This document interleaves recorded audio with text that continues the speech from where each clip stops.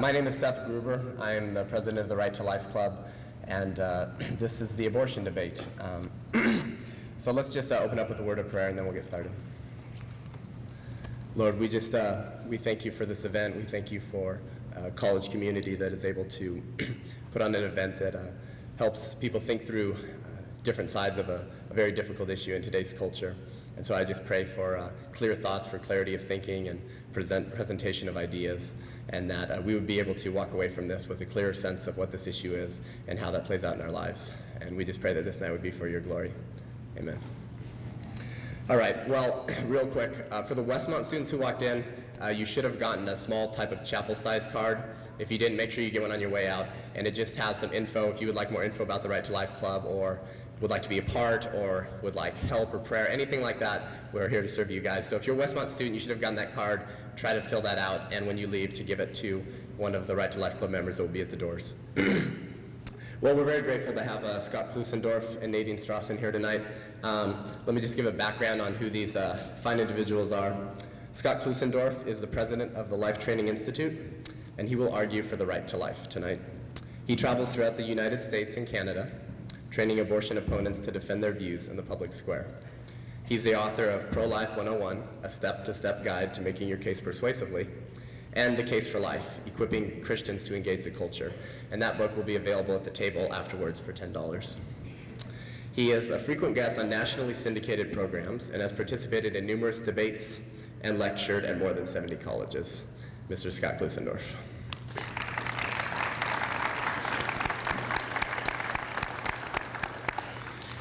This is Mrs. Nadine Strossen, and she will argue for a woman's right to choose. She has written, lectured, and practiced in the areas of constitutional law, civil liberties, and international human rights. She is the first woman to head the nation's largest and oldest civil liberties organization, the American Civil Liberties Union, and serving as the president of it from 1991 through 2008. Tonight she has to leave promptly after, so that's why we're getting started early. So unfortunately, she will not be able to talk with you guys as much as she would love to. She has to catch a flight out of Santa Barbara. So tonight, the debate topic is abortion, right or wrong. And the format of the debate will be an opening speech by Scott and Nadine of 20 minutes, 10 minutes of rebuttals from each side, and then Q&A from the audience and closing statements. And we're going to try to fit this in so that Mrs. Nadine Strossen has time to leave. Our moderators for the night are Professor Mark Nelson and Professor Telford Work. Mark Nelson is Professor of Philosophy at Westmont College, and Telford Work is a Professor of Religious Studies. So let's welcome Scott Klusendorf and Nadine Strossen.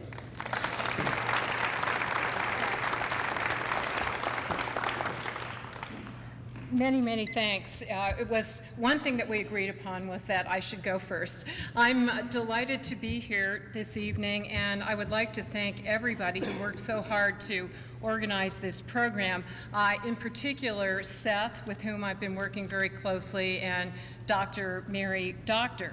I realize that, and I'm so thrilled to be on your beautiful campus, and I'm also really thrilled at how many of you are here on such a beautiful Friday evening. So I appreciate your commitment and your passion that brings you here. I assume that most of you here, if not all of you, strongly agree with Scott's views on these issues and disagree with at least some of my views. Although I believe you will be surprised to learn that the differences among us are probably not as great as you likely assume them to be, because the political and media discussions on point tend to be very oversimplified and polarizing. I assume that the reason that you invited me was so that you could at least better understand my perspectives, and I would like to thank you all in advance for listening to me respectfully and with an open mind. I have read Westmont College's website word for word, and I see that you are very much committed to being open to differing perspectives. I certainly am going to listen respectfully to Scott, as I always do, and to all of you. And I wanted to explain why I've accepted this invitation, along with every other invitation I've received to share the podium with Scott, and I want to thank Scott for being so diligent about organizing a number of opportunities for us to share our views on this important issue. I should note that I have colleagues in the so-called pro-choice movement who do not accept these kinds of invitations, and I also know that there are many forums and many pro-life organizations that would not deign to invite somebody like me, so I thank you very much for doing that. You've all heard the old saying that it's a waste of time to just preach to the converted. Well, many folks also maintain that it's also a waste of time to preach to the unconvertible. And in this hotly contested area, which includes matters of such deep-seated faith and conscience, for all of us, there are many core aspects of our views that are indeed unswerving. Many of you, I know Seth from talking to him just briefly, hold matters of profound religious beliefs that life begins at conception, and that from that moment on, there is a preborn baby who is entitled to the same moral and legal status as a pregnant woman. Now, I wouldn't try to shake that faith. To the contrary, I respect those beliefs, and I try to show that respect, and I do this in my classroom as well when I'm teaching constitutional law. I use the terms that are preferred by whichever group. Baby, even though I personally think that term is inaccurate, I'm going to use it to respect where you're coming from. Despite my disagreement with some of the beliefs that Scott shares with many of you, I and the ACLU strongly and actively defend your right to hold and exercise those beliefs and to try to spread them to other individuals and to advocate for public policies that are consistent with them. And I have to say, although the ACLU has long defended a woman's right to choose and are regularly representing Planned Parenthood and the National Abortion Federation in terms of opposing unwarranted restrictions on a woman's right to choose, we often part company with the pro-choice movement insofar as we zealously defend the right of pro-life activists to demonstrate and advocate, including outside of Planned Parenthood and other clinics where abortions are performed. So we defend all fundamental freedoms for all people, and that includes freedom to advocate ideas even if they are inconsistent with our own civil libertarian views. I and the ACLU strongly oppose any government measure that would seek to interfere with your beliefs or that would seek to enshrine a different religious belief as the law of the land. Law cannot, in our pluralistic democracy, be based only on a matter of religious belief. So let me tell you my reason for coming here, my hope about what I can accomplish, or more accurately, my hope for what we can accomplish together, because it is a two-way street. I didn't come here to preach at you or to argue with Scott and audience members. I came here to talk with and to listen to all of you, and that's why I've asked for programs such as this to be called discussions rather than debate. I know debate sounds more exciting, but I really hope that we can have more of a conversation and try to arrive at least some understandings. In particular, I'd like us all to understand that the differences among us, I firmly believe, are narrower than they are often portrayed to be. The differences are important to you and to me, but still I want to put them in perspective. I think that all of us could accomplish a lot more toward fulfilling our own deep-seated beliefs if we jointly work toward advancing the significant subset that we share and not just debate and argue about the subset where we disagree, because we're not going to change each other's minds, hearts, or consciences. So let me, and I'm sorry, I'm having problems with my eyes, so I have to hold my notes a little bit closer than usual. Let me note the important aspects of this area where I believe we all agree. To do this, I want to start by looking behind the oversimplified labels which distort everyone's position to some extent. Most importantly, the terms pro-life and pro-choice. I hope and believe that all of us are to some extent, but not absolutely, both pro-life and pro-choice. Now let's start with the pro-life position. Surely all of us have a reverence for human life and also for potential life. I certainly do, and I don't know anyone in the pro-choice movement who does not. Therefore, we don't need to define a particular point at which life begins, because as long as we're talking about potential life, it is entitled to protection. And that's exactly what the Supreme Court held in Roe versus Wade. Conversely, though, neither potential nor actual life is entitled to absolute protection under all circumstances.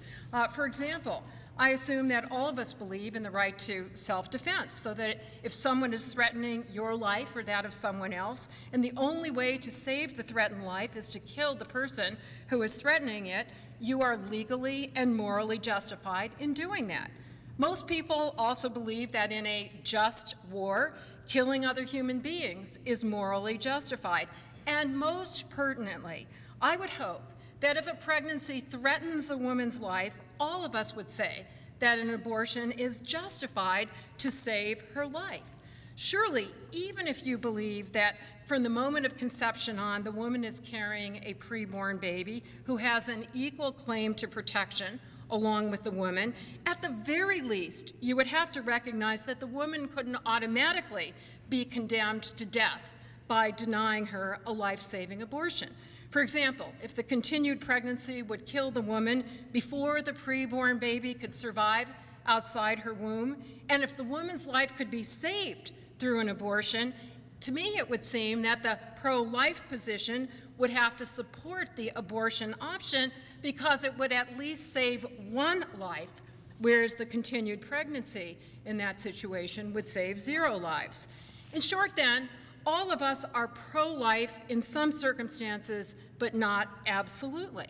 And that specifically means that all of us support protecting the life of the preborn baby or the potential life of the fetus, depending on your perspective, to some extent, but not always and not absolutely. Likewise, all of us are pro-choice in some circumstances, but not absolutely. Surely, all of us would at least support everyone's right to choose when and with whom to engage in sexual relations. I would hope that all of us would also support everyone's right to full and accurate information about sexuality and reproduction, so that our choices about engaging in sexual relations will be fully informed and responsible. Finally, and most fervently, I would hope that we could all unite behind everyone's right to use contraception to avoid pregnancy until making an affirmative choice to become a parent. In short, even so-called pro-life folks are pro-choice in at least some of these respects. Conversely, so-called pro-choice folks do not support all potential choices in this area. I don't know any pro-choice individual or organization who argues that women should be able to choose abortion as a form of birth control. Despite myths and distortions, I know the movement. I don't know anybody who has that view. Nor do I know any pro-choice individual or organization who argues that women should be able to choose abortions until late in pregnancy, except for extraordinary situations, such as when the woman develops a medical condition as a result of which the ongoing pregnancy threatens her life or health. In short, on the spectrum between opposing absolutely all abortions or supporting absolutely all abortions, none of us is at either extreme. All of us are ranged somewhere in the middle. And it is this middle position that the Supreme Court has upheld as a matter of constitutional law. Most recently in a 1992 case called Planned Parenthood versus Casey, in which the ACLU represented Planned Parenthood. Therefore, from now on, I'm going to refer to this position, which I support, as the Supreme Court's position. And by the way, that position also has been demonized and distorted in the media and by politicians. I think, to me, it's very surprising that the Supreme Court's decision would be called an extreme pro-abortion decision.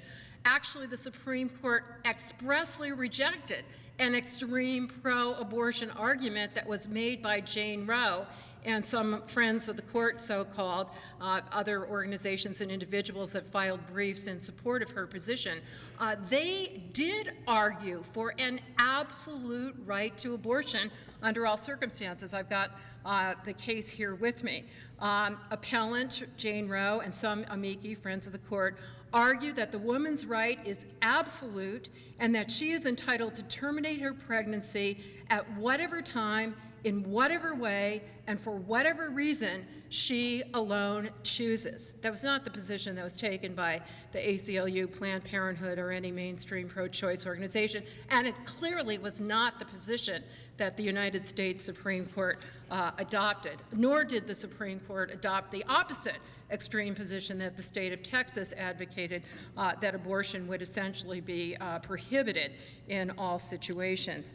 Now, I'd like to underscore the paramount point of agreement among all of us. Scott has devoted his talents and energies full time to bringing about a world where we have no abortions or almost no abortions, and many of you, including Seth, are doing likewise. And I want to stress that I share exactly that same goal, and so do the ACLU, Planned Parenthood, and other supporters of the Supreme Court's position. In our ideal world, every pregnancy would reflect an affirmative, thoughtful choice to become a parent. Every child would be enthusiastically welcomed and raised in a safe, healthy, and caring home. No pregnant woman would encounter a tragic, unforeseen situation that would make abortion the least bad option, such as a medical condition that made her ongoing pregnancy a threat to her life. So the question that I think is the most important one for all of us is, how do we actually realize this shared vision of an ideal world? How can we turn it into a reality? I am confident that we can widely agree on at least some of the means for doing so. First, we should all agree that no woman should be pressured not to carry a pregnancy to term because she can't care and provide for the child. Society has a responsibility to ensure that all children are raised in safe, healthy, caring homes. And I have to tell you, the ACLU is an organization that defends individual freedom of choice, has come to bat for women, poor women in particular, who are being pressured to end pregnancies that they would prefer to carry to term because they cannot afford to care for their children. We have worked with pro-life organizations to oppose so-called welfare reform measures that were penalizing poor women for having additional children, in effect putting pressure on them to have abortions. Second, I hope we can agree that all of us should exercise responsibility in our sexual conduct, using effective birth control if we are not prepared for pregnancy and parenthood. Third, in service of this second step toward the ideal abortionless world, I hope we could agree that all of us should have full information about sexuality and full access to effective birth control. The U.S. has one of the highest rates of unintended pregnancy in the whole industrialized world. Of the 6 million pregnancies in our country each year, more than half are unintended, including the 25,000 pregnancies each year that result from rape. Emergency contraception, which is often called the morning after pill, could safely and effectively prevent most of these tragic pregnancies. By far, the most effective way to curb abortion is to curb unintended pregnancies. A wealth of this should be a matter of common sense, but it's also documented by a wealth of evidence from around the world. Countries that have low rates of unintended pregnancy have low rates of abortion, and vice versa. In particular, in countries where contraceptive use has increased the most, abortion rates have dropped the most. In short, preventing unintended pregnancy is far more effective at preventing abortion than anti-abortion laws. After all, when abortion was illegal throughout the United States, that did not stop women from having abortions. Rather, it just stopped women from having safe abortions. It's estimated that 1.2 million U.S. women resorted to illegal abortions each year, causing thousands of deaths each year. Estimates vary widely given the secrecy, but from 5,000 to 17,000 per year, leaving their children as orphans. And many women who survived illegal abortions suffered long-term disabilities, including infertility, so permanently denying life to the children that they would have had. According to the World Health Organization, about 20 million women per year are still having unsafe, illegal abortions in countries where abortion is still illegal, causing the death of more than 70,000 women each year. Now think about that. That translates into each and every hour of each and every day, at least 7 women are dying, specifically because of anti-abortion laws. And that is hardly a result that accords with a pro-life philosophy. So, for the sake of our shared commitment to human life, I think we should focus on 2 major goals. First and foremost, preventing unintended pregnancies, and second, for women who have abortions for compelling reasons, such as when the pregnancy endangers their lives. For all of these women, abortion should be safe, and accordingly, it should be legal. I'd like to quote, and I have to tell you, my stopwatch, I've tried to start it. It obviously wants me to go on forever because it's not starting, so I'm depending on, I have 2 minutes left.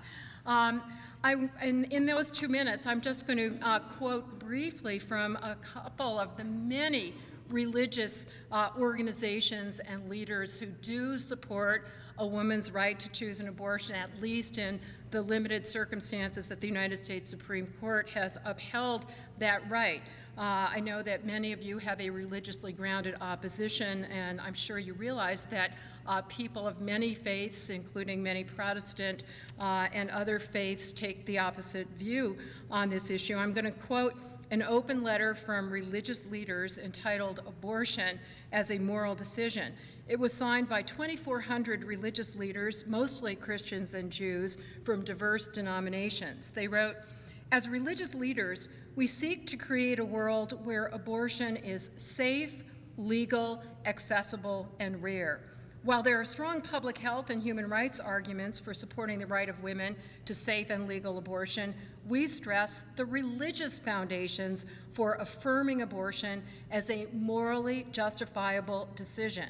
Most religious denominations affirm a moral right to decide when abortion is morally justified in light of the woman's circumstances, the teachings of her denomination, and the dictates of her conscience." Now, what do we do in a society such as ours when we have deeply held religious, moral, and conscientious beliefs, some of which point one way and some of which point the other way? And we want to respect religious freedom and conscientious freedom for everybody in this country. I believe the United States Supreme Court arrived at the correct result on that issue. Interestingly enough, in the case I mentioned where the ACLU represented Planned Parenthood, the opinion was written by Justice Anthony Kennedy from your own state of California, conservative Republican and a devout Catholic. It was joined by 2 other Republican justices who are active members of Protestant churches. As they declared, "Our individual principles of morality cannot control our judicial decisions. Our obligation is to define the liberty of all, not to mandate our own moral code. I will defend your religious liberty, I will defend your conscience, and I will defend the right of everybody, yourselves included, not to have somebody else's religious beliefs enforced upon you, contrary to your own, as the law of the land." Thank you.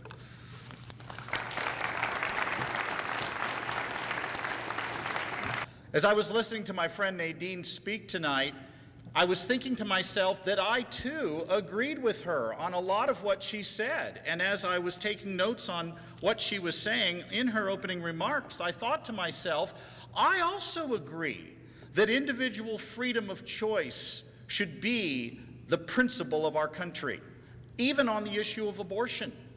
And that I also agreed that in a pluralistic society like ours, where there are many differing moral and religious views, that we should respect individual liberty according to the individual's own moral sense of right and wrong. And I also thought, as I was listening to my friend Nadine, that our individual principles of what's right and what's wrong, our morality, should not enter into judicial decisions. I agree with her on that point. I also agree that none of us should force our moral views on others. In other words, men and women, I think my friend Nadine is absolutely right on the issue of abortion if what? If the unborn are not human. If morally speaking, abortion is no different than pulling a tooth or clipping a fingernail, I see no reason to oppose it at all. I see no reason to impose one moral perspective over another. I see absolutely no reason at all to restrict personal liberty on this question of abortion. In other words, I think it ought to be supported completely. But you need to answer the question, what is the unborn, before you answer the question, can we kill the unborn? Because despite the areas of agreement between my friend Nadine and the position that I am going to argue for tonight, let's be clear about the choice that's being offered. It is the freedom to take the life of a human fetus. And you need to answer the question, what kind of thing are we going to kill, before we answer the question, can we in fact kill it? And let me give a little illustration from my friend Greg Kokel that will help us out here. Greg says, and this will help you that are students tonight, Greg says, imagine you're in your kitchen sink. In fact, those of you that are undergrads, just jump into the future 10 years. You've met the man or woman of your dreams, you're married, and you have a 5-year-old boy. And one day while you're at the kitchen sink washing dishes, that 5-year-old boy comes in behind you with your back turned and says to you, Mommy or Daddy, can I kill this? Some of you look stunned. You can't imagine the little fellow asking such a question. Let me help you out. I have been married to the most wonderful woman in all of Christendom for 25 years. We have a son 21, a son 19, a son 14, and a I have personally heard the question, Daddy, can I kill this, many times, and usually he has his brother by the throat when he's asking the question, Daddy, can I kill this? What would be the first question out of your mouth when you hear that little voice say, Daddy or Mommy, can I kill this? I think I know what it would be. What has he got? Cockroach, snail, or fire ant, where I live in Atlanta. Sure, son, do what you want, don't show your mom. Neighbor kitty, whoa. Brother by the neck, you have issues, get counseling. You would never in a billion years say, sure, son, have at it, till you answered the predicate question, what has he got? Now, I admit this is somewhat of a silly illustration, but it does get us right to the heart of the abortion issue. Can we kill the unborn? My answer is yes, if. If what? If the unborn are not human. But we need to answer the question, what is the choice we're offering tonight, before we answer the question, is that choice morally permissible? And that choice, whether or not it's morally permissible, comes down to the question, what kind of thing does abortion kill? That question determines the rightness or the wrongness of abortion.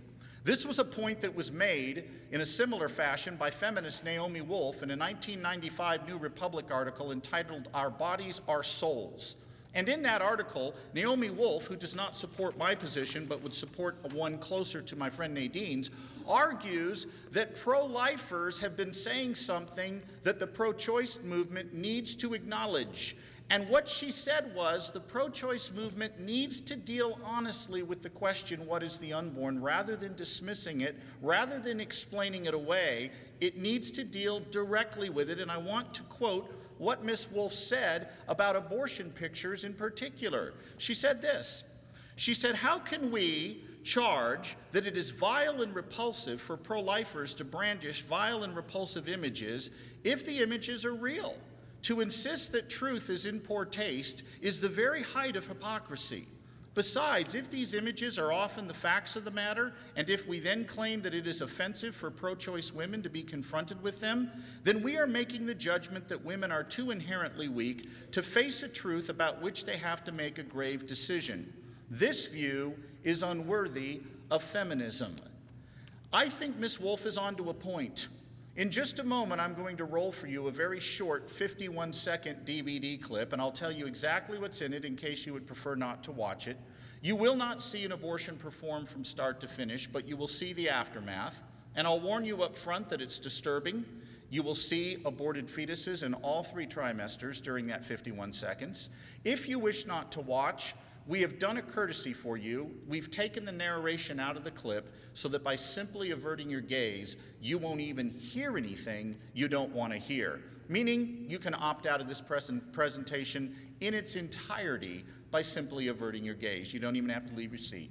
Second thing I want to say, I didn't come here and show this video to beat up on people who may have had an experience with abortion.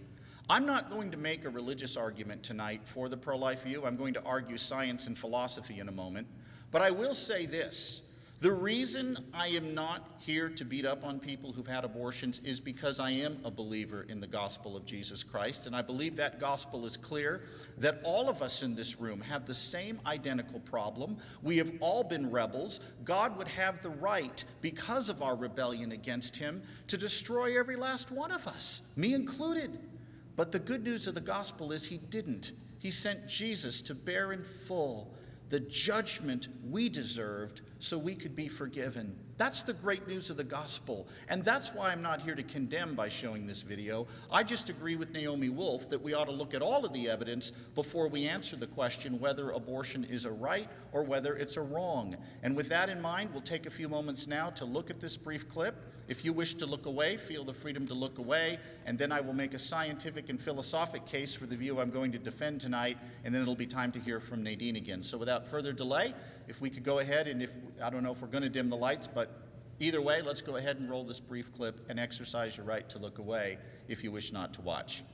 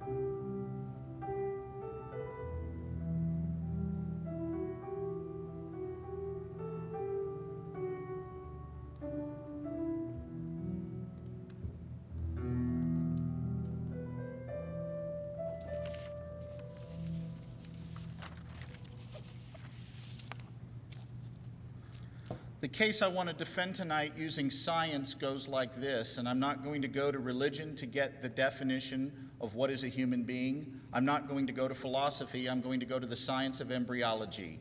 And here's what the science of embryology teaches. From the earliest stages of development, you were a distinct, living, and whole human being. You weren't part of another human being. You were yourselves distinct, full, living members of the human family. You were immature, you had yet to grow, but the kind of thing you were was not in doubt. And embryology textbooks worldwide bear this out. Keith Moore and TVN Prasad in Clinically Oriented Embryology write, human development begins at fertilization when a male gamete and sperm unites with a female gamete or oocyte to form a single cell, a zygote. This highly specialized totipotent cell marked the beginning of each of us as a unique individual. T.W. Sadler's Langman's embryology, quote, the development of a human being begins with fertilization, a process by which the sperm from the male and the oocyte from the female unite to give rise to a new organism, the zygote. Dr. Jaime Gordon of the Mayo Clinic writes, we can now say that the question of the beginning of life is no longer a question for theological or philosophical dispute. It is an established scientific fact. Theologians and philosophers may go on to debate the meaning of life or the purpose of life, But it is an established fact that all life, including human life, begins at the moment of conception. Now, I realize this can be difficult for some of us, and I understand why. It's hard to imagine that a human being at the 6-cell stage could be one of us. How do you think that thing that's so small is one of us? And I understand that, but here's where I think the error is. We tend to think that human beings are constructed rather than developed. And let me illustrate it this way using an example from philosopher Richard Stith. If we were to jump on a charter jet after this debate tonight, go down to LAX, fly to Bowling Green, Kentucky, we would arrive at an automobile plant that produces an automobile that every man in this room would want, or there's something twisted about him. Corvettes are produced at Bowling Green, Kentucky. And you can watch the production of a Corvette from start to finish. No one in this room would think, if you were to stick around and watch that production, that you have a Corvette when the first 2 metal plates are put together. And rightfully so. Because those 2 metal plates, although they have the passive potential to be a Corvette, they require a whole lot more than just doing a couple of welds. No one here would think you got a Corvette when the frame is put together. You probably wouldn't think there's a Corvette when the body is attached to the frame, and most of us would probably say, well, until the powertrain is added, you don't quite have a Corvette. Wherever you land on that continuum, including those of you who might be so skeptical you say until the wheels make functional contact with the ground, no Corvette. Regardless, no one here thinks you got a Corvette when the first 2 metal plates are put together, and rightfully so. However, men and women, human embryos are not like Corvettes that are constructed part by part from the outside. Human embryos do something that no constructed thing like a Corvette ever did. They develop themselves from within, and that entails continuity of identity. Richard Stith gives another example. Imagine we're out on a safari and we're out there and you happen to have, this is pre-digital age, folks, you happen to have one of those old Polaroid cameras, the kind that your grandparents had where you would take a shot. I'm ashamed to admit I'm old enough to remember these. You would shoot a picture and it would spit the thing out and you'd wait for it to develop.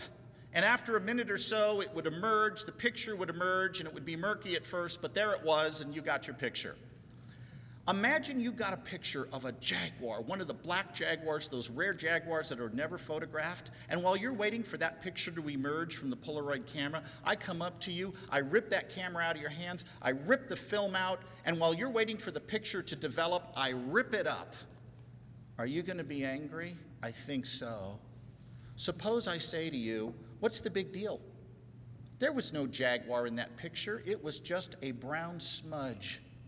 You would be incredulous. You would say, what do you mean, only a brown smudge? The jaguar in the picture was already there. We just couldn't see him yet. That was true of you when you were an embryo. That was true of me when I was an embryo. And this is why it is so mistaken to speak of the unborn as merely potential human life. Mere human potential does not develop itself internally. Passive potential relates to passive human beings. In other words, if we were talking about humans that had to be acted upon by an outside builder and be constructed part by part, then you'd have a potential human, like you have a potential Corvette when you have metal plates. But when you've got a human being that actively develops itself from within, you're not dealing with a potential human, you're dealing with a human with great potential. That's the difference. Well, there's also a philosophic argument that needs to be made, because some people would say, well, that's great. Your science is good, Scott, but I don't buy that the unborn have value and a right to life. And that's true because science can't tell us how to value anything. Science can't tell me how to value you. But what science can do is tell us what kind of thing we're dealing with. And science is clear that from the earliest stages, the unborn are distinct, living, and whole human beings. But what about philosophically? The truth is, if you're a Christian, you know the answer to this question. What gives humans value? We bear the image of our Maker. But I accept, and I agree with Nadine, we live in a pluralistic society where not all people are going to accept a religious view of human value. Fair enough. Can I argue for it anyway? I think so. Suppose I were to say to you, tell me, do you have value and a right to life? You would say yes. Suppose I further said this, what difference is there between the embryo you once were and the adult you are today that would lead us to believe you had no value and a right to life then, but you do have value and a right to life today? And as Stephen Schwartz points out, there's only 4 differences between that embryo you once were and the young adults that are here today, and not one of those 4 differences justifies killing you at that earlier stage of development. What are those 4 differences? Size, level of development, environment, meaning where we're located, degree of dependency. Think of the acronym SLED, hard to do in California. Nadine and I can realize it real easy. The rest of you, you're going to have to stretch. SLED. Don't you hate winters on the East Coast? I mean, we get so sick of it. I'm ready to move back to California, but I can't afford your taxes. Size, level of development, environment, degree of dependency. I'm about to show you that not one of those 4 differences matters such that we can say that you had no right to life then and could be killed, but you do have a right to life today. Size, you were the size of a dot at the end of a sentence. Yeah, you were smaller. But since when does body size mean that we can kill you? Men are generally larger than women, but it doesn't follow men deserve more rights than women simply because they're larger. We don't think Shaquille O'Neal, the 7'2" basketball star, now with the Boston Celtics, is somehow more human and more valuable than all of us. By the way, you Boston fans, the Lakers are going to three-peat, and if you don't agree, that's your morality. Keep it to yourself. But size, level of development, got a dissenter already. Pluralism at work. Size, level of development. It's true you were small as an embryo. It's true you were less developed as an embryo. 2-year-old girls, though, are less developed than 21-year-old young women. 2-year-old girls do not even have a fully functioning reproductive system in place, but it doesn't follow they're less human than the 21-year-old woman who does. I was speaking to a group of high school students. I do that a lot. I do chapels at Catholic and Protestant high schools. And 2 weeks ago, down in Winter Haven, Florida, I was speaking to a large group of students. And I said to those teenage students at this high school, you are less developed than your parents. You are less developed than your parents physically, and you're less developed than your parents intellectually, which came as a complete shock to all of them. But the truth is, you don't reach your intellectual peak till your mid-40s. Does it follow your parents have a greater right to life than you simply because they're more developed? Well, they quickly shot that one down. Size, level of development. What about environment, where you're located? You were in the womb, now you're out. But how does where you are determine what you are? I got here early enough to watch most of you come in. You changed location. You came from outside to inside. You didn't stop being you. When you rolled over in bed last night, you changed location. New person didn't wake up in the morning. If that's true, how does a journey of 8 inches down the birth canal suddenly change you from non-human, non-valuable thing that we can destroy to valuable human being that we cannot? Answer, if you weren't already human and valuable, you don't get there by changing your address. Finally, degree of dependency, sure. You depended on your mother for survival. Nobody disputes that. But how does dependence on another human being mean that we can kill you? Conjoined twins depend on each other's bodily systems. And unless they are a threat to each other, physicians don't say that neither twin has a right to life simply because neither twin can live without the other. Size, level of development, environment, degree of dependency. Think SLED. Those are the only 4 differences between that embryo you once were and the young adult you are today. And not one of those 4 differences justifies killing you at that earlier stage of development. Go ahead and look around the room for a minute. Just stare at your neighbor and make him or her real uncomfortable. Just do it. Just make them, wave at them if you have to make yourself feel okay. Here's my question to you. What makes us equal? We Americans love to say that. What makes us equal? It can't be body size, it can't be intelligence. There's only one thing we all share equally, a common human nature, and you had it from the time you began to exist.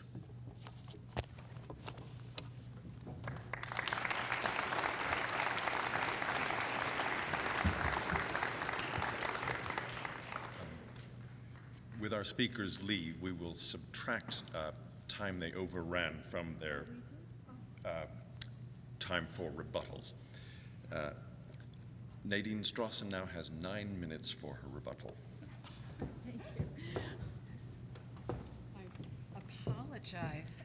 Okay, but I'm going to start this before I start to talk. There we go. Okay, you know, I find it so interesting, having discussed the subject with Scott so many times. I feel that in some way I am more supportive of the right to life than he is, because my respect for protecting fetal life, embryonic life, preborn child, whatever you want to call it, does not depend on some scientific consensus or philosophical consensus about when life begins, or to look at it from the point of view of the only potential life, it would still be entitled to enormous respect. And would like to read you what the Supreme Court said about this in Roe versus Wade, because again, I think this decision is so pilloried and so misunderstood in terms of the respect that the justices conveyed, even despite the great scientific disagreement about this issue. The court said, a state interest in this area need not stand or fall on acceptance of the belief that life begins at conception or at some other point prior to live birth. In assessing the state's interest, recognition may be given to the less rigid claim that as long as at least potential life is involved, the state may assert interests beyond the protection of the pregnant woman alone. Now, what I do hear falling out of the equation very often in Scott's analysis is the pregnant woman who definitively is alive, who definitively has health and life concerns at stake, and also the concerns of her family, including children that may exist, including potential future children that she might not be able to bear if it's a pregnancy that would result in infertility. So I'm going to use some actual cases that involve tragic situations of women who had intended to become pregnant, some of whom had profound religious and moral objections to abortion, but also found themselves in situations where their lives and their health and the health of the unborn and the born children that they had required that abortion was the least bad option for them. Vicky Stella, a diabetic, discovered during her 32nd week of pregnancy that the fetus she was carrying suffered from several major anomalies and had no chance of survival. Because of Vicky's diabetes, her doctor determined that induced labor and cesarean section were both riskier procedures for Vicky than an abortion. The procedure not only protected Vicky from immediate medical risks, but also ensured that she would be able to have children in the future. Jennifer Peterson was 35 and pregnant when she discovered a lump in her breast. Tests showed she had breast cancer. A health exception recognizes the added threat to her health posed by pregnancy during the onset and treatment of her cancer. Without such an exception, allowing an abortion at that point, Jennifer would have been forced to continue her dangerous pregnancy.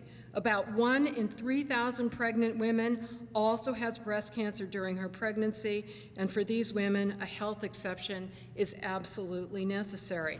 I could go on. Just as two absolutely full-grown, even as mature as Scott and I, really fully grown, in my case, even more mature, right? Does maturity continue even past 40, I hope, Scott?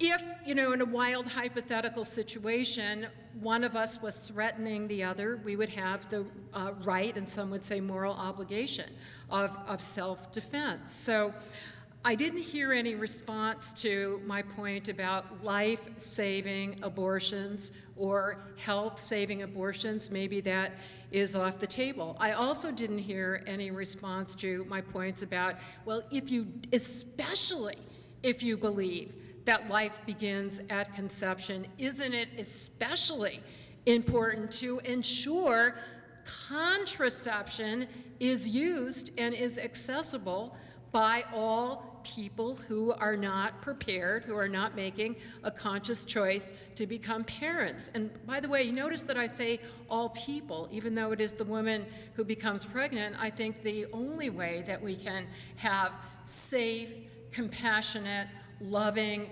homes for children is if the man and the woman are sharing responsibility for these decisions, including the use of contraception if they are not prepared to become parents. In terms of science, Scott disagrees with the hundreds of scientists who have, including dozens of Nobel Prize-winning scientists who have filed briefs in the Supreme Court cases explaining why, yes, there is a scientific argument to be made for the interpretation Scott has, but it is not the only one, that there are many disagreements among science. They see the development of human being, human life, personhood as a gradual process, not something that happens at any particular point in time.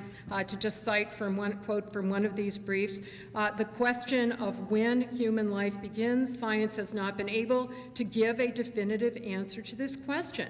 One opinion is that the acquisition of humanness is a gradual phenomenon rather than one that occurs at any particular moment. The moments of fertilization, gastrulation, neurulation, and birth are then milestones in the gradual acquisition of what it means to be human. While one may have a particular belief in when the embryo becomes human, it is difficult to justify such a belief solely by science. And that is why all of the many religious denominations that participate in the Religious Coalition for Freedom of Choice do so, because they understand that given the absence of a scientific answer, this is something that is within the realm of individual conscience and religious belief. I probably have very little time left, so I'm going to, I would like to quote one of the religions whose statement I think focuses equally on the woman as well as on the preborn baby, and focuses on the overall context in which sometimes tragic situations have to be made. And this happens to be from the Presbyterian Church of the United States. The Christian community must be concerned about and address the circumstances that bring a woman to consider abortion as the best available option. Poverty, unjust societal realities, sexism, racism, and inadequate supportive relationships may render a woman virtually powerless to choose freely. By affirming the ability and responsibility of a woman to make good moral choices regarding problem pregnancies, the Presbyterian Church acknowledges circumstances in a sinful world that may make abortion the least objectionable of difficult options. So again, I hope that we will all jointly address these circumstances that would not relegate women to that least acceptable or unacceptable option. Thank you.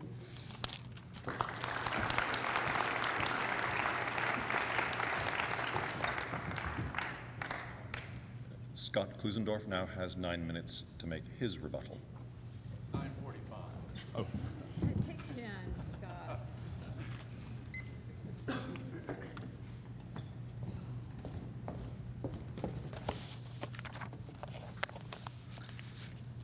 Thank you, Nadine. I did not hear in Nadine's rebuttal to my case a scientific refutation of it other than the claim that I don't agree with the majority of scientists, and she cited an unnamed source from a legal brief somewhere saying that we don't know when human life begins. I, at this point, must respectfully disagree with my good friend. That is simply false, men and women. I have got up here with me the summaries from 6 embryology textbooks that are the leading embryology textbooks used in medical schools worldwide. Every one of them says this is beyond dispute. What's interesting to me is I have never heard anyone I've debated on Nadine's side of this issue who says the question of whether or not the unborn are human is in dispute. Let me give you some names of folks on her side of the issue who would disagree with what she just said. They don't hold my view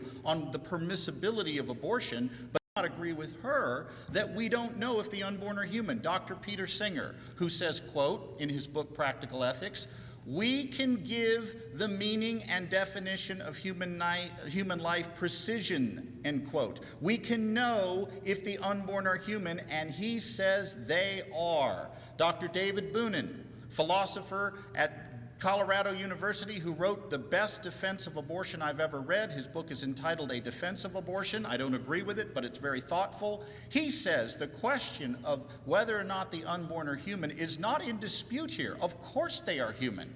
Nadine did make a good point, though. She did say, eventually in her rebuttal, that the question of personhood is up for grabs. That is true. But make no mistake, there is no debate about the kind of thing the unborn is. The question is, how are we going to value it? And Nadine rightfully said there are those who draw a distinction between human beings that we can kill because they're not persons, and human beings over here that we can't kill or can kill because they aren't persons. In other words, it's not enough just to be human. You've got to be a person. That is a highly subjective way to approach human value. And sadly, our nation and many other Western nations have a long history of defining people out of existence as persons when we want to exploit them for our own ends. We did that with American Indians. We did it with African Americans. We did it with women. We did it with children that we forced to work in factories. It's very convenient to define them as non-persons so that you can justify using them in the way that you wish to do it. Nadine mentioned a gradualist position. Let me explain what that position is, because she didn't really define it for you. It says that we gradually gain rights of personhood as we become more self-aware, as we become, for example, more able to feel pain, as we become more viable, able to live outside of the womb without being dependent on someone else. These are the kinds of positions that gradualists espouse. Here's the problem with it. You can take the concept of human equality and trash it if that's the way we get our value. Here's why. Gradualists are forced to admit that those with more self-awareness, for example, would have a greater right to life than those with less. Even in this room tonight, we got a problem. Some of you are really self-aware right now. Before you came to this debate, you got a second hit from Starbucks and the caffeine is kicked in, you're doing well.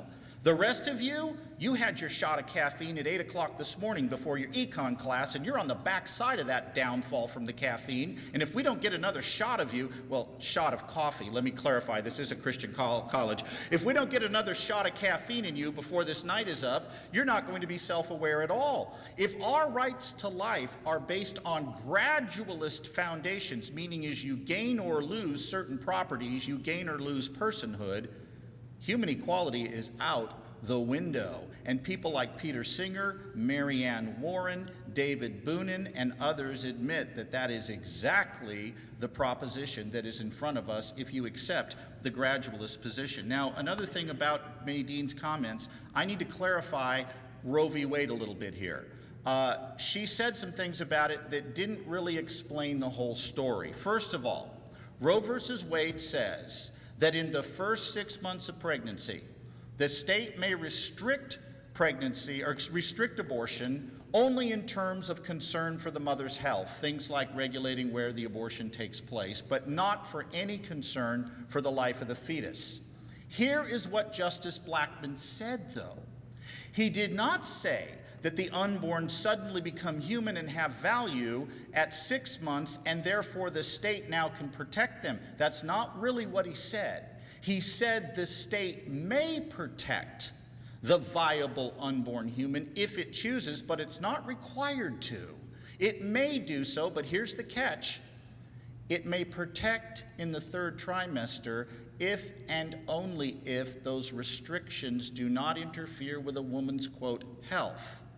The companion case to Roe versus Wade, Doe versus Bolton, then went on to define health so broadly you could drive a Mack truck through it. In fact, it used the World Health Organization's definition of health, which is well-being in areas of emotions, family, economics, familiar situations. It's not mere physical health that's in play here, it's a whole slew of things, so it becomes a very broad definition of what constitutes a health exception justifying a third trimester abortion.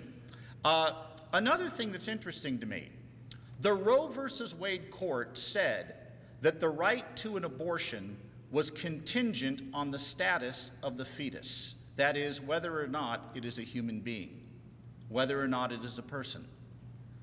The court then went on to say it did not know if the unborn were human and persons, which means if the status of the unborn is in dispute, so is the right to an abortion. In Roe v. Wade, the court cut its legs off from under itself by tying the legitimacy of abortion to the status of the unborn and then saying, well, we don't know if the unborn are human. Well, that also means we don't know if there's a right to an abortion that actually exists out there. How much time I got? 2 minutes.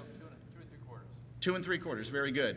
I want to wrap up with this, folks, in terms of what Nadine said. I am perfectly willing to work with anyone who wants to reduce abortion. That's a good goal. But we better define what we mean by it. Nadine said the way to reduce abortion is not to pass laws protecting the unborn, but to get at the underlying causes that cause women to abort in the first place, deal with those. Imagine, though, if the topic here tonight were spousal abuse, and I argued that the way to get men to stop beating their wives was not to pass laws incriminating men who do that. Rather, the thing to do was to try to get at the underlying causes of anger that cause men to act this way. And rather than pass laws against spousal abuse, what we're going to do is come up with federal programs to get at those underlying causes. You would think I was a moral monster if I said such a thing, and rightfully so. What if I said instead of dealing with slavery, let's get at the economic issues that cause people to want to enslave humans in the first place, and let's reduce it that way. It is entirely possible, men and women, that you could have a reduction in abortion and still have a very immoral society that thought the unborn were nothing more than personal property. That would not be a moral improvement in our nation. And by the way, Nadine did not cite any evidence that legislation doesn't work. She just asserted it. Michael New at Harvard University has published comprehensive studies showing that when modest, even modest abortion control legislation is passed, for example, parental consent laws, banning of tax funding for abortion, we see a drop in abortions at some level. We don't see no results at all. And as far as women dying by the thousands from illegal abortion, this is not something that happened in the United States. It happened some, but not by the thousands. In fact, notice what is assumed when Nadine makes this claim, that we need abortion because illegal abortion will happen if we don't have it. That assumes the unborn aren't human, because otherwise what she's arguing is that because some people will die attempting to kill others, the state ought to make it safe and legal for them to do so. But see, she's simply assuming the unborn aren't human. She hasn't argued for it. And my point tonight is she's got to deal with the question, what is the unborn? That was my opening claim, and we haven't escaped that question, try as we may. We've got to answer it, what is the unborn, before we answer the question, can we kill the unborn? That is the question that's in front of us tonight. Thank you.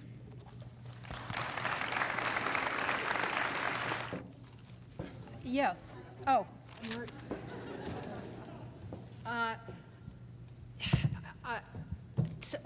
The question is a misstatement of my position. I do not support abortion now. Did you not understand my point that I wish that we would not have any abortion at all? But there are circumstances where I will defend that choice, including when the human fetus, preborn baby, use your terminology, is endangering the life of the human being who is the pregnant woman.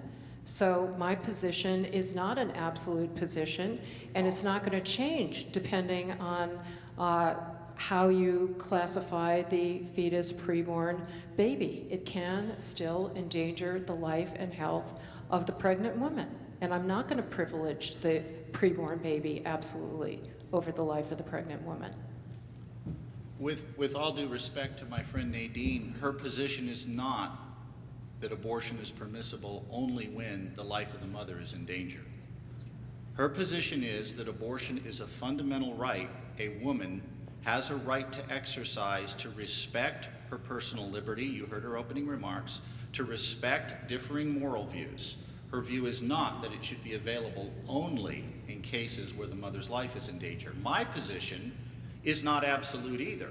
I don't accept that characterization of it, because I would allow abortions for the life of the mother, and I'll give you a case where you have to end the pregnancy to save the mother's life. That would be ectopic pregnancy. And Nadine made a good point in her opening remarks about saving one life rather than losing two. And on that point, I would agree with her. Because an ectopic pregnancy, if you do not remove the embryo from the fallopian tube where it is ensconced itself, as that embryo grows, it's going to rupture that tube, the mother will hemorrhage to death. What's the best, or what is the greatest moral good we can do in that situation? Is it to do nothing and lose two people, or act in such a way that we save one life, even though the unintended and unavoidable result is the death of the embryo? And my answer is, you save the life of the mother, even though there's an unintended and unavoidable result, the death of the human being that will die anyway if it's in the fallopian tube instead of the uterine wall. So that position does not invalidate the pro-life view. It would be kind of like saying we ought to get rid of all traffic laws because you might have to run a red light rushing a loved one to the hospital.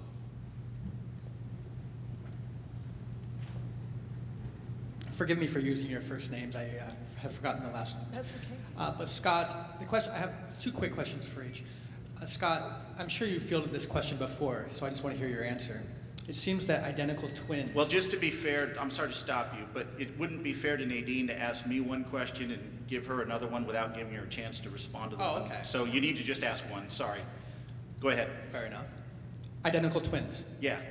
You said all conception begins at life. Yes. Excuse me, all life begins at conception. Yes. It doesn't seem to be the case in the case of identical twins. Yeah, what about twinning? If I'm arguing that life begins at fertilization and 14 days after fertilization, that embryo can split into two, doesn't that defeat my argument that fertilization is the beginning of life? No, it does not. The fact that an entity may split does not mean it was not a whole living member of a certain species prior to the split. Let me give you an example. Have you ever cut a flatworm in half? Well, let me tell you, what do you get if you cut a flatworm in half? Two flatworms. Does it mean there was no flatworm prior to the split? In fact, Dr. Winberg, who taught here at Westmont for years, who did not support my view on abortion, made a good observation, though, about the twinning argument you just brought up. He said that if we had a society where 16-year-olds suddenly on their 16th birthday split into two, no one would argue that there was no teenager prior to the split. Now, some of you who have teenagers are thinking, yeah, I think they do split into two. Unreasonable and very unreasonable. But he makes a good point. The fact that an entity may split does not mean it wasn't a whole living member of that species prior to the split. Oh, by the way, the flatworm example, I didn't come up with that. That's Aristotle, so give credit where it's due. I really have very little to add because I think the questioner recognizes that that is one of the arguments that some scientists make that against the concept of when life begins, according to Scott. And it's been debated among scientists. There's no consensus or agreement.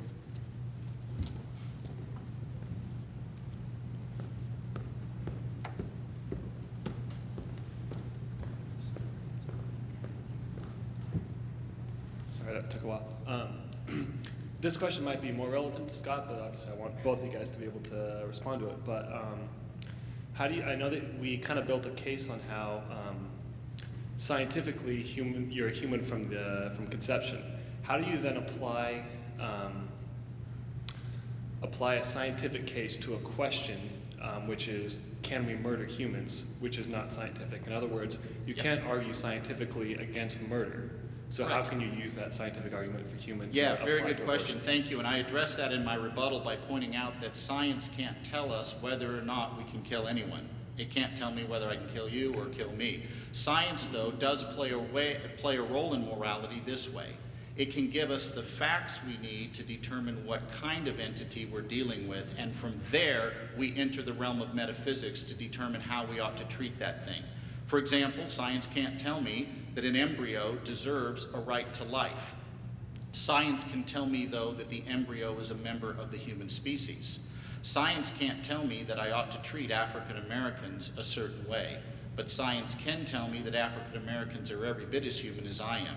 So science gives us facts we need from which we then can begin to reason morally. So they're not absolutely at odds with each other by any means. They work together, but you make a good point that we don't want to confuse scientific questions with moral ones. That would be a category mistake.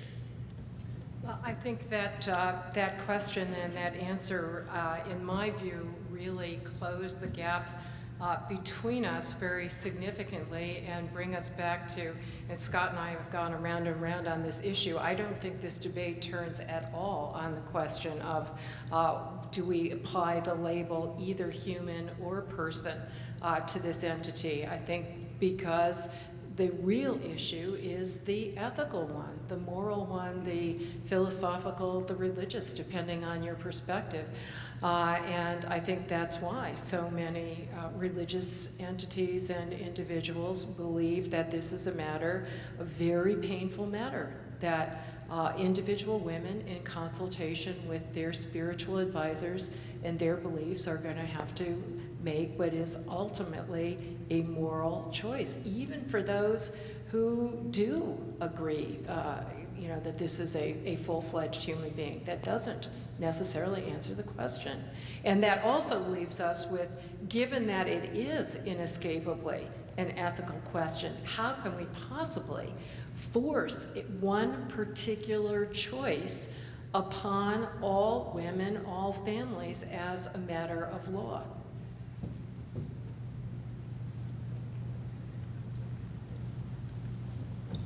As a lawyer, I'm sure you're aware of the principle, hard cases make bad law.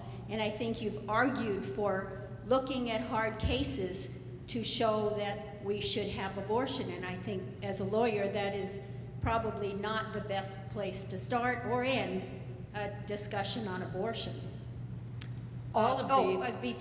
Before I finish that question, if a mother is in tragic circumstances and she has a 3-year-old who is very dependent, blind, whatever the medical, and she's pregnant, and she goes to the doctor and said, I can't have this baby, I've already got enough trouble, why shouldn't she kill the 3-year-old and have the perfectly formed baby born and get rid of the problem?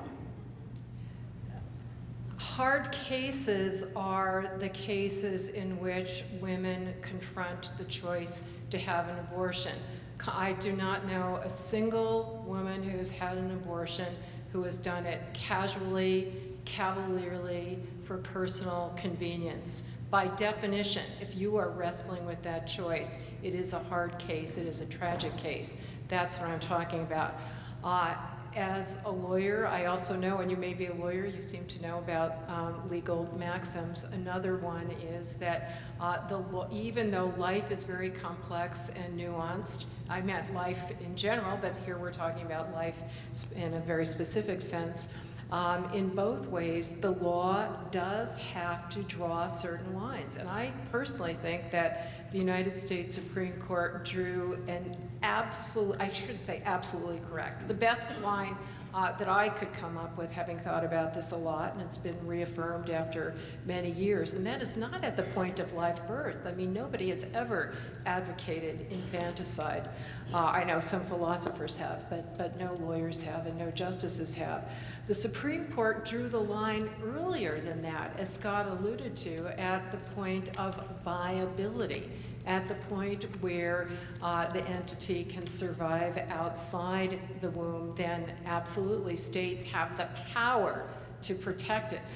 Interestingly enough, not a single Supreme Court justice has ever argued that states have an obligation to do that, as Scott alluded to, but that's going beyond the scope of the question, and I'll say something about that in my closing remark. The Supreme Court in Roe v. Wade did not draw the line at viability. Please understand this. It did not say the unborn become human and valuable at the point of viability. It simply said that the state may, if it chooses, protect what it called potential life. Didn't give an argument as to why we should call it potential and not actual, but it said the state may protect life. Now, here's my point.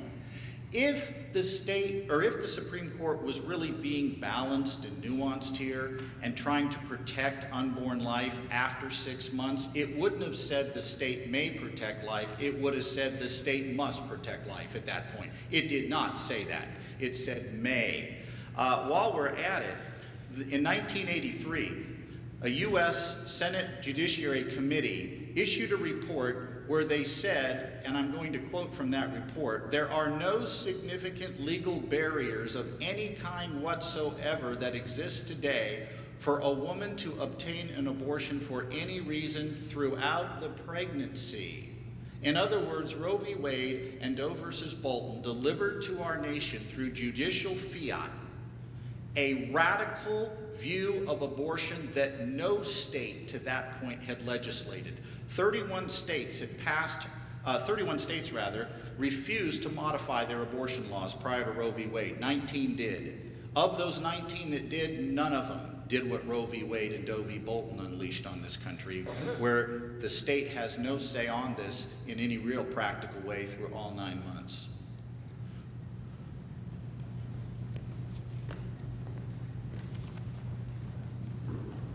I know this is not politically correct, but so be it. What I find void from your statement, Nadine, is any sense that there are moral absolutes.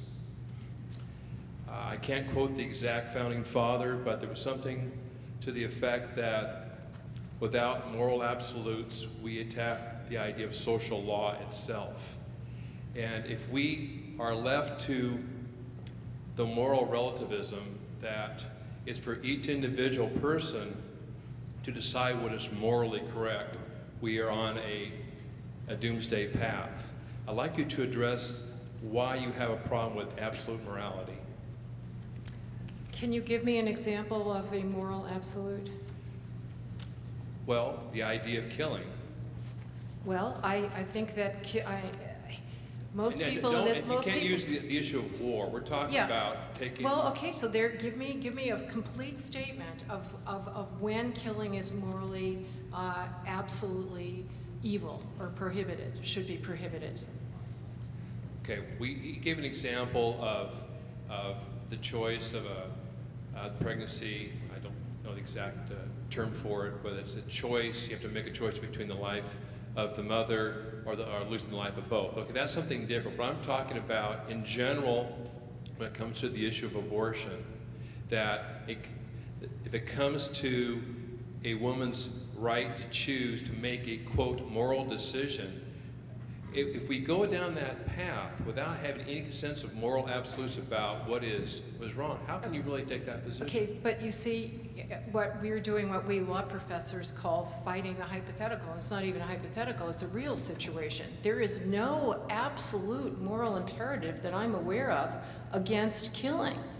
2/3 of the people in this country believe in the death penalty. I gave the example of self-defense. I gave the example of war. So we don't have an absolute opposition to killing, even when we're talking about indisputably full-fledged, mature human beings and persons. So I would love to have I'm not against moral absolutes, but I'm aware of a complex world with competing moral claims and the difficulty of reconciling them. Now, I think it's interesting, okay, I won't go beyond that. I was just starting to get Yeah, I interested. know. I'm trying to adhere to the 1-minute rule. Is it absolutely true there are no absolutes? Come up with an example, I would be interested. Yeah, here's where I think you're making a mistake, Nadine. We don't have to come up with an action and say that is an absolute. We look at principles, and those become the objective standards we live by. So here's an objective standard. It is wrong to take human life without justification. It is wrong to torture toddlers for fun. It is wrong to rape women for fun. Now, these are principles that then are derived into behaviors. You make a good point that no pro-lifer is arguing that it's always wrong to take human life. You're right, that's exactly right, and that's not my position or any other pro-lifer that I know. What pro-lifers argue is that it's always wrong to take human life without justification, and we believe that elective abortion takes the life of a defenseless human being without justification. Therefore, it's immoral. Therefore, the law should protect the unborn rather than permit killing them. Now, that's not making a behavior absolute. It's going to a principle and deriving a moral behavior from that principle. The principle being we shouldn't take human life without justification. These are called first principles. These are the things we build our society on. I agree that if we do not have certain objective moral rules, society falls apart. Sometimes those objective moral rules will collide. Here's what we do. It doesn't mean that when they collide there's no objective morality. It means we take the principle with the greater moral weight and we give preference to it. Like in the case of ectopic pregnancy I gave earlier. It's better to save one life rather than lose two. I'm not throwing aside objective morality at that point. I'm not throwing aside my belief that all humans have intrinsic rights to life. I'm taking the greatest moral good I can do in that situation. That's not relativism, that's objective morality. I think this is a really useful discussion, so if you don't mind, I'd like to chime in on one more iteration, because Scott added that important qualifying factor, which to me eliminates the objectivity, but I think it's accurate, and that is without justification. Justification is a relative concept.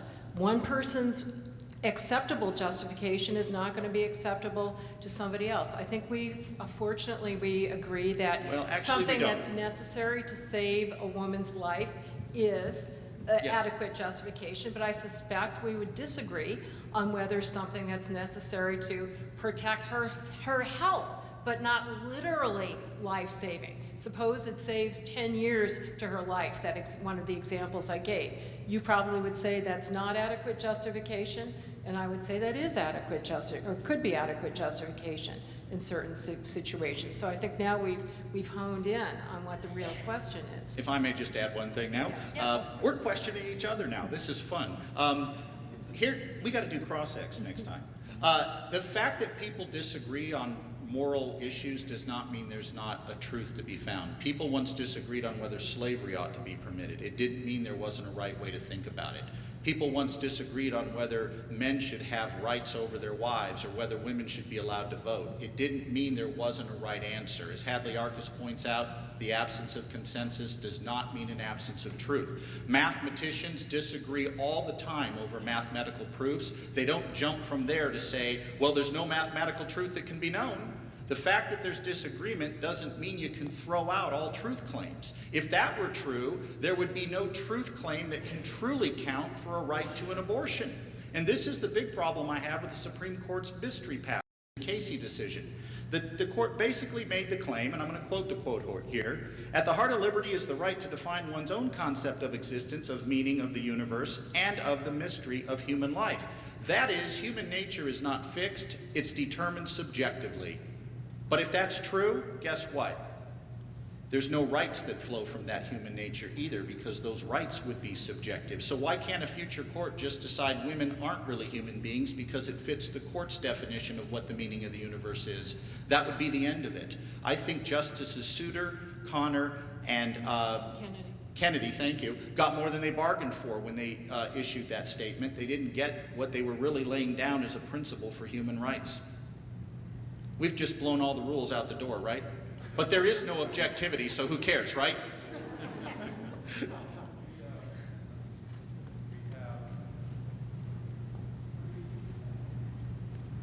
3 minutes until it's 7:30, and then we need to move to closing statements. I have never had this experience of so many people trying to meet my gaze. Normally I'm teaching, and people are trying to avoid my gaze. This is marvelous. She was next in line. I think this will be our last question. Hi. I'm wondering how both of you feel about in vitro fertilization, in which Normally, more eggs are fertilized than are actually implanted. If you could just speak about that. I am not opposed to in vitro fertilization per se, and I'm also not opposed to all reproductive technologies per se. I am opposed to those who treat the embryos that result from those technologies as mere research fodder.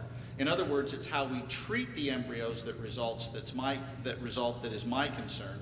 My concern with IVF technology is that oftentimes the technology discards leftover embryos, as you just talked about. In order to save money, a woman will have implanted through an in vitro process maybe up to 8 embryos. What happens if 6 of those 8 take? Well, now we've got a situation where her body can't handle this, so we've got an issue. The physician's response, we'll do a selective reduction. We'll figure out those that have the best genetic structure, and we'll keep them, and we'll get rid of the rest. Well, if you believe my argument tonight, that from the earliest stages of development, each of us was a distinct, living, whole human being, that would be unacceptable. So my answer is this. I'm not opposed to reproductive technologies, provided the embryos that result are not mistreated and are not treated unethically. I have nothing to add to that, so maybe we can take another question instead. 7:29. We'll make it a brief one. Who was next in line? Well, I got you.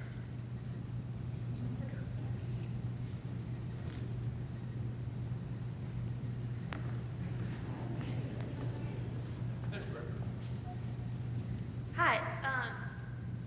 I would like to go back to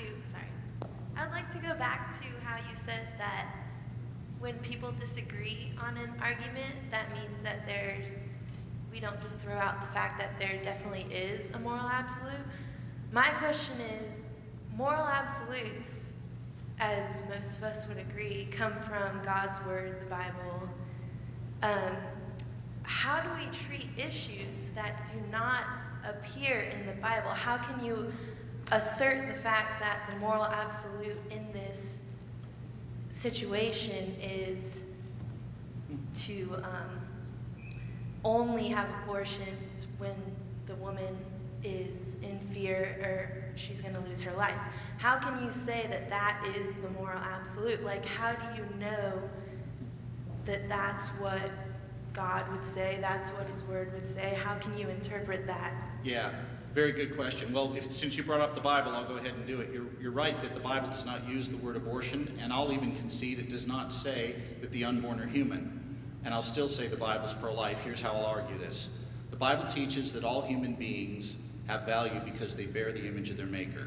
And because they bear the image of their Maker, the shedding of innocent blood is strictly forbidden. Exodus 23:7, Genesis 9:6, Matthew 5:21, to name a few. What then becomes the only question we need to ask as regards abortion? Here it is. Are the unborn human? Because if they are human, the same commands against the shedding of innocent blood that apply to you and I would apply to the unborn as well. The Bible does not specifically say that Germans are human, or that the English are human, or that the French are human, or that some of you are chuckling.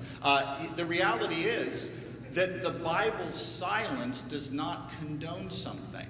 I don't think any of us here would say that whatever the Bible doesn't expressly condemn, it condones. And what the Bible does affirm is that each human bears the image of his Maker. Therefore, if science can show us that the unborn are members of the human family, the unborn too bear the image of their Maker, and therefore it's not a relativistic claim on my part. I'm arguing from objective truths that I've derived from Scripture. That's a fascinating question, and I would like to commend to your attention, and I would be happy to, if you send me your email address, to send this to you. A paper by Paul Simmons, PhD, philosophy or theology degree as well. He is, let me read you, he's an ordained Baptist minister, has been pastor of churches in Kentucky, North Carolina, and Tennessee, director of his own Center for Ethics, has served as an adjunct professor at Louisville University, professor of Christian ethics at Southern Baptist Theological Seminary. It goes on. He's got a lot of religious credentials, and it's a long, detailed paper called Personhood, the Bible, and the Abortion Debate.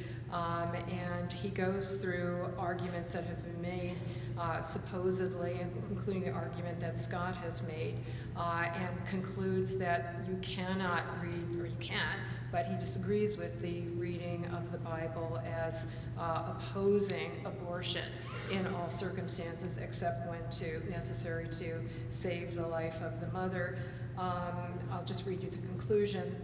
The biblical writer's silence on this issue it reveals a becoming reticence to judge too quickly the morality of another person's choice. It is eloquent testimony to the sacredness of this choice for women and their families, and to the privacy in which it is to be considered. God's grace is extended both to those who accept the responsibilities of parenthood and to those who must make difficult choices in the midst of the moral ambiguity of tragic and perplexing circumstances. As it cites lots of Bible verses, including the one that Scott mentioned, so I don't have time to go into the detail, but I think you would find it thought-provoking. I got a whole chapter on Simmons' article in my book back there if you'd like to take a look at that.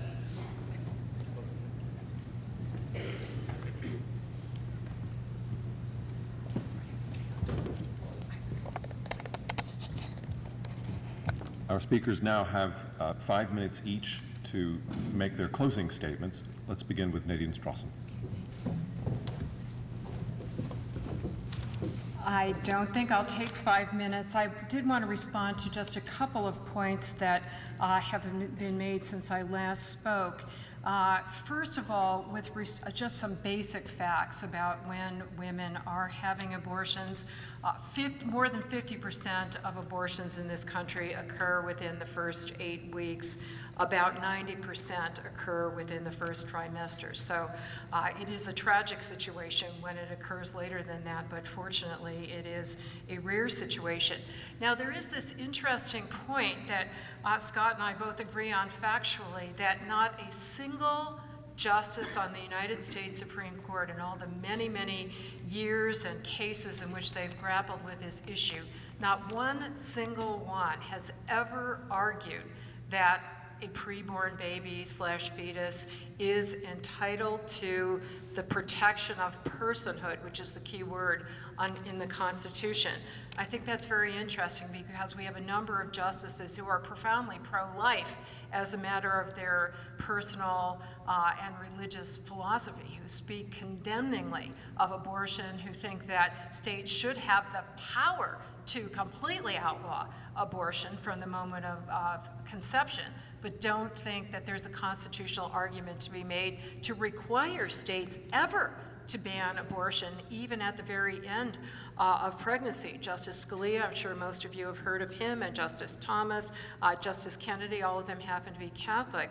And these justices, of course, have read all the scientific and other material that Scott is talking about. So I think it's very interesting that even with their very strong, profoundly religious, pro-life stances, they do not find a sufficient scientific or other justification to vote affirmatively to protect unborn life before the point of viability.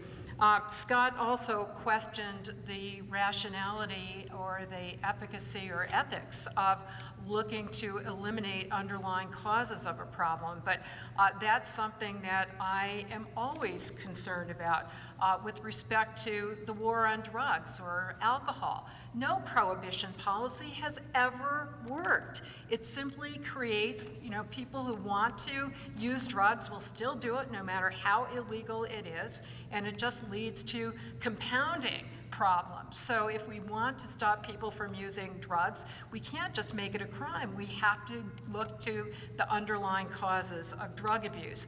Likewise, the facts speak for themselves, both in this country and around the world. We can debate how many women were dying of botched abortions, how many women were surviving from illegal abortions. The fact is that to this day, in this country, around the world, women will get abortions if they don't feel prepared to face parenthood.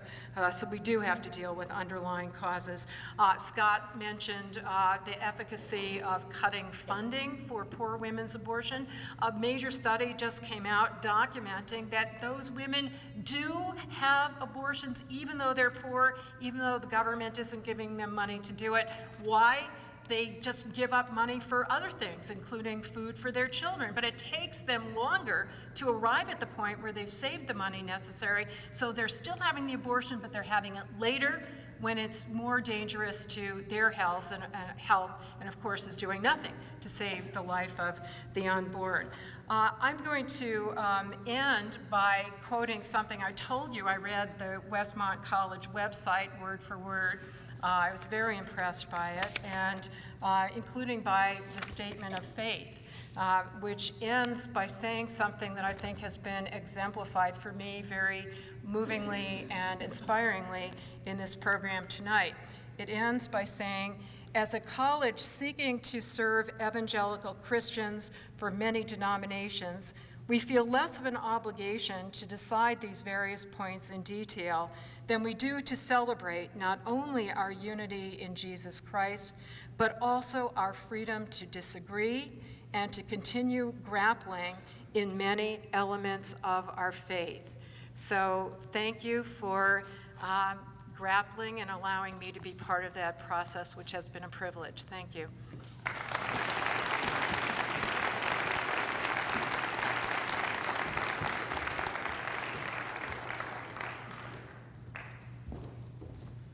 Thank you, Westmont. Thank you, Seth, for doing just a stellar job. I think, yeah, I got to tell you, when I was 19, I cared about my 69 Mustang and whether she would go out with me Friday night. I would have never had the courage or the brain power to pull this off. You are far more of a person than I ever was at 19. A couple of things I'd like to comment on in closing. The Supreme Court in Roe v. Wade said something very interesting. Nadine wants you to believe that they have made it clear that no one can know if the unborn are human, because there's allegedly no consensus. I cited the medical evidence for you. It's up to you to decide if she has refuted that. But here's what's interesting in what the court said. The court in Roe v. Wade said there was no consensus on whether the unborn were humans with a right to life, and when those schooled in philosophy and science and theology can't agree, the court shouldn't speculate. The court pretended not to take a position on when life begins, but the court also ruled in the same breath that abortion, for all practical purposes, could be legally pursued through all 9 months of pregnancy. Therefore, the court really did decide when life begins and really did claim to know when life begins, in that it allowed abortion through all 9 months for health reasons that, as I pointed out earlier, are defined so loosely you can drive a Mack truck through them. So the court really did claim to know. This idea that the law can't stop all abortions, well, of course that's true. The law can't stop all abortions any more than the law can stop all cases of rape or grand larceny or auto theft. But we don't legalize those things because the law can't stop all of them. The question tonight is, were laws prior to Roe versus Wade effective at reducing abortion compared to the levels they're at now? And the answer is a resounding yes. The most liberal estimates prior to Roe v. Wade were that there were 210,000 illegal abortions a year prior to Roe v. Wade. That's a liberal estimate. More conservative estimates say around 39,000. Let's take the liberal estimate, 210,000. Within 6 years of legalization, the annual abortion rate in this country was 1.6 million. I think the law did some good reducing abortion, just like it does good reducing rape. So the fact that the law can't stop all abortions is not an argument for saying we shouldn't have laws protecting the unborn. Final thing I'll point out on a factual note here is we've heard tonight that birth control programs and contraception are needed to really get at the end of this thing. I'm not saying that they can't play a role, but I think Nadine's a little too optimistic. For example, a study in Spain in January showed that the abortion rate had doubled despite aggressive contraceptive use. In England, 30 million pounds were spent on comprehensive sex education, and teen abortion rates are higher, not lower. In Sweden, abortions are up 17% between 2000 and 2007, despite the sale of the morning after pill. Planned Parenthood gets $300 million to allegedly stop and avert teen pregnancy, and abortion rates are now back on the rise. That's not the fault of pro-lifers. That's not our fault that's happening. We're not getting federal money to stop this. The issue really comes down to one question. What is our view of human equality? Does each and every human being have an equal right to life, or do only some have it? And if only some have it, what is it they got that we don't have? If you want human equality, I know of only one way to do it that will not discriminate against those who maybe have a different skin color, different gender, different body size, different level of development, and that is to base equality on our common human nature that we all share equally. Why did I have you look around the room earlier? Because there's only one thing each person you were looking at has in common with you in the same way, and that is a basic human nature. If our rights are based on our human nature, we do indeed have human equality, and that's exactly what our founding fathers laid down in the Declaration of Independence. Without that, we don't have any human equality, not for the unborn, not for any of us. Westmont, you've been great. Thank you, and hopefully we can do this again.